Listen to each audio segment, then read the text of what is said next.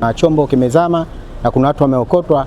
Kwa hiyo kwa sasa zoezi linaendelea kwa upande wa bandarini katika hatua za kuokoa na kuwapeleka hospitali ya mkoani.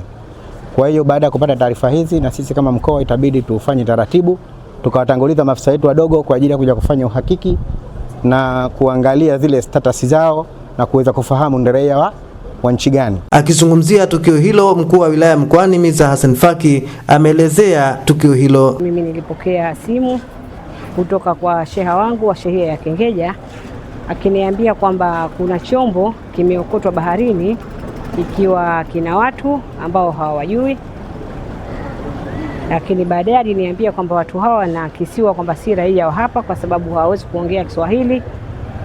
Kwa hiyo mimi nikamjulisha kamanda wangu wa uhamiaji wa kesi zao za kiuhamiaji ili tuende katika hilo tukio.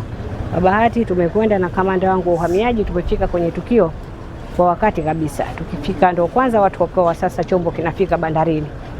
Kwa hiyo tulivyoziona hali zao si nzuri, tulishauriana pamoja na mheshimiwa mbunge na mwakilishi ambaye tayari wameshatoa maelezo ambao niliwakuta wapo eneo la tukio kwamba kutokana na hali zao tuwapeleke kwenye kituo cha afya Kengeja kwa haraka.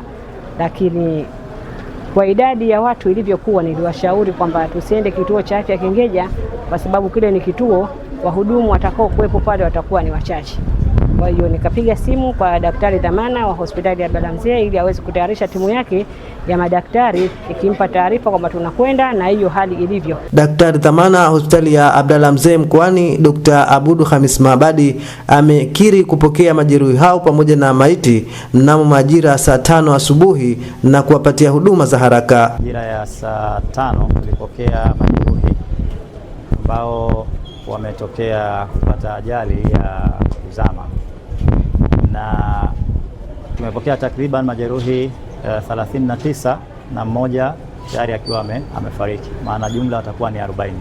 Kati ya hao wanawake 23 na wanaume ni 17. Na kati ya hao wanaume ni watoto, wanaume ni 4 na wanawake ni 6. Walikuwa hali mbaya, lakini baada ya kupata huduma ya awali wametengemaa na hadi sasa wako katika mawodi na wanaendelea vizuri. Sisi tunawashukuru sana kwa kupata zile taarifa za awali kutoka kwa mkuu wa wilaya, tukaweza kujitayarisha vizuri kwa dharura hii na tukaweza kuwahudumia. Kaimu mkuu wa mkoa wa Kusini Pemba ambaye pia ni mkuu wa mkoa wa Kaskazini Pemba Mgeni Khatibu Yahya amemshukuru uongozi wa hospitali ya Abdalla Mzee Mkoani pamoja na wadau wengine katika kuwapatia huduma majeruhi hao. Tumeona serikali ya mkoa tuweze kufika katika maeneo haya ya hospitali ya Abdalla Mzee ili kuja kuiona hii hali. Kiufupi ni ushukuru uongozi wa hospitali, ni washukuru madaktari wote kwa kazi kubwa, lakini ni washukuru na vyombo vyetu vya kamati ya usalama na wao kuhakikisha kwamba changamoto hii ambayo imejitokeza basi inafanyiwa kazi kwa haraka.